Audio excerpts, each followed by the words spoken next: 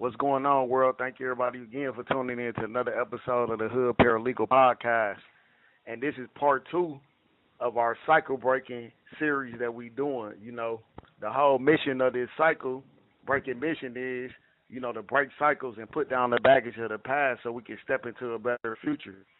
The goal is healing generational trauma as a collective and create generational wealth. And that's always the mission. The motto that says the people closest to the problem are usually the ones closest to the solution. And we trying to see the bigger picture and stop focusing on the. And the whole objective of this series is to give people hope for the future and to restore our communities to the former glory. And to start this episode off, we continue where we left off. So we're talking about parenting from behind bars, and joining me again is my boy Koba to finish this conversation that we was having last week. Go ahead and introduce yourself. He gonna kick it off with the question for the dialogue today. So go ahead and do your thing, bro. Introduce yourself too, and everybody, please like, share, comment on social media, all platforms, and share and spread the word because we want to keep our audience engaged and we value y'all opinions. So share with us how y'all think about what y'all think about the episodes.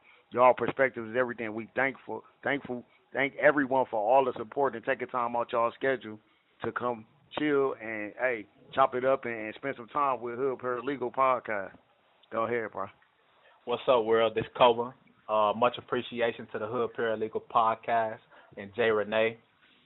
So like you said, you got a couple questions to kick one off. First question is, what is the toughest pill you had to swallow thus far, having to parent on this chapter? For me personally, the toughest pill is just not being there. Understanding that, not beating myself up about it, but it's kind of hard when you love your children and you used to taking them to school every day, being in their life, going to bus games, going to different events, movies, whatever it may be, just spending quality time with them, and to end up in a situation where you took them from them and you not able to be there physically with them every day and nurture them and be there for moments in graduations. For me, the toughest pill to swallow is just, man, I can't be there at the moment, especially with critical moments, graduations, birthdays, first days of school, proms and things of that nature, when they need advice face to face, we get visits and things of that nature, but it's different when you in the household, you able to sit down at the table, enjoy a real meal with your children, and as a family unit, being that family unit, that's the toughest pill I had to swallow, just being removed from the family atmosphere and just sitting down, cutting off all the phones, electronics, and just seeing where my kids at and they seeing where I'm at, and we having this dialogue around the round table while we eat and enjoy each other company. So that's really what gets to me every day, when I wake up in this place. Shoot. That's very strong. That's powerful right there. For me, I would say the toughest pill that I have to swallow has been realizing that control is pretty much an illusion. Yeah. When it comes to parenting, and by that I mean there is no equal balance of power or authority for co-parenting. Yeah. Being able to, call home is a great thing, and looking forward to talking to your children is everything. However, sometimes it's like, talking to those kids really benefit us more than it do them sometimes, because it's a huge beat me up. And if the person that you co-parenting with or your child's guardian don't really feel like picking up the phone, then you just got to deal with that. Or if they feel like being on some there's nothing you could do about it. Yeah. So you just gotta really, hope for the best and prepare for the worst, and just pray that, God really take control of that situation and bless you with good communication with whoever you're dealing with that is parenting or guardian over your children.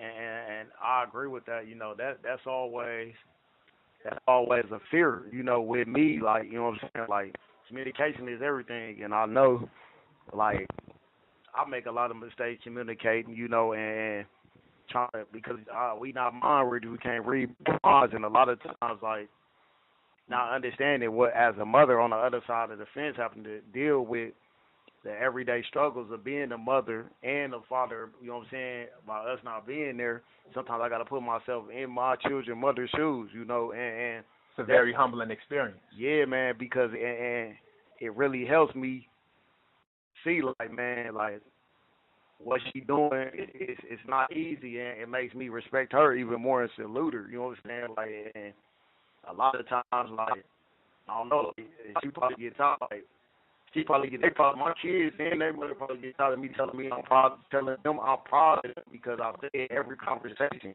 and I repeat it and I constantly remind them because I am because that revelation is just sitting back and reflecting and actually putting myself in her shoes and having to take care. All my kids is in one children is in one house, you know. So having four responsibilities on top of getting up for work and doing what she have to do, you know what I'm saying, as a mother, you know, and just bearing the responsibilities and all my children doing good in school, maintaining on the honor roll, you know, and it's not easy, you know, and a lot of times that can be underappreciated if we don't take the time to step back and reflect and put ourselves in their shoes, you know, and that really has helped me deal with and be able to be thankful and understand and see like where I am blessed at because, you know, we sit in this cell right now, but you know, once you walk out this room, you hear conversations all the time. Like individuals always making it about them, and you know, I used to be that individual, that selfish individual, not everything revolve around court. You know what I'm saying? And I still have my moments. I'm not perfect, but me having that practice, being able to put myself in her shoes, has helped me be more patient, be more humble, and see from her perspective than the bigger picture. And I'm not all the way there yet, but I get it. I get what she's going through and what she got to deal with, and it just made me respect my freedom, respect her, you know, respect my children, and man, just want to do better as a man. Period. You know, it's just motivating. That's well said. That's well said. I like that. Okay, so Now let me ask you this, right? Now you do something with your daughter every morning. I want to commend you. You know your daily affirmations. You know I do it with mine. You know, but you consistent and you do it every morning. And you know it talk to man. Let our audience know about that. You know, like and how that work and what that mean to you when you do the affirmations with Shay. You know, and hey, and we gonna get Shay on the show and our children on the show so they can tell their perspective too because absolutely, it's a live absolutely. dialogue. So go ahead and you know what I'm saying? So the affirmations, it's something that I was sitting back one day and I heard someone say that the All calls power. other than properly placed attorney calls may be monitored and recorded. I heard someone say one day that the power of the tongue is mighty, and the things that you say, you don't even realize it, but it tends to come to fruition. And manifestation is everything. And you know, I heard two older gentlemen talking about how we often hear things from single parents or single mothers, and I know we done all heard, boy, you gonna grow up to be a jailbird just like your daddy, Yeah. you ain't blank just like your daddy, you hard headed just like this and that, and we don't realize that those words attach to these kids, and also it works the same way for adults. It tends to manifest into something. It turns into real life situations. So what I started doing with my daughter is I told her like these this is what affirmation is, and what we gonna do is speak it every day. Yeah. So I tell my daughter and I call her and I ask her like, baby, you ready to say our affirmations? Yeah. She said, yeah, Dad. And we start off, I am beautiful because she is beautiful. I am strong. I am amazing. Yeah. I am gifted. I am talented. I am nice. I am kind. I am friendly. But that doesn't mean that everyone has to be nice to me. I am a very hard worker. Yeah. So that means that I deserve everything that I work hard for. I am in control of my own destiny. I am blessed because God has given me everything that I need and most of the things that I want. I am also blessed because I have an amazing family that loves me, needs me, and wants me. Okay. And I gotta throw in there my dad bear, which I call her baby bear. She called me dad bear. My dad bear loves me more than anything in the world. And we ended with, I'm gonna have a good day. Yeah.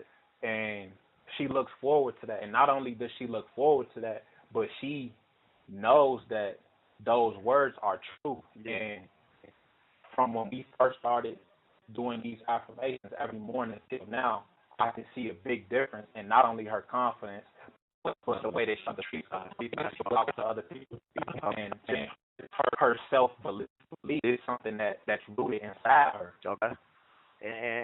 And hey, man, I salute you. That's cycle breaking, and that's what this series is about. We find the solutions.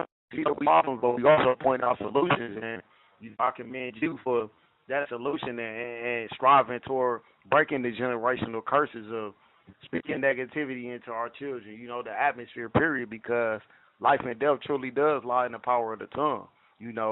I say it all the time, and I tell the individuals all the time. I have known people, who have said, "Hey, man, they're gonna get out of these situations and get smoked." And at the moment, right now, they're dead. They're 6 feet under. So it's real. When you're speaking, you got to be careful what you speak. You can either speak life, you can speak death.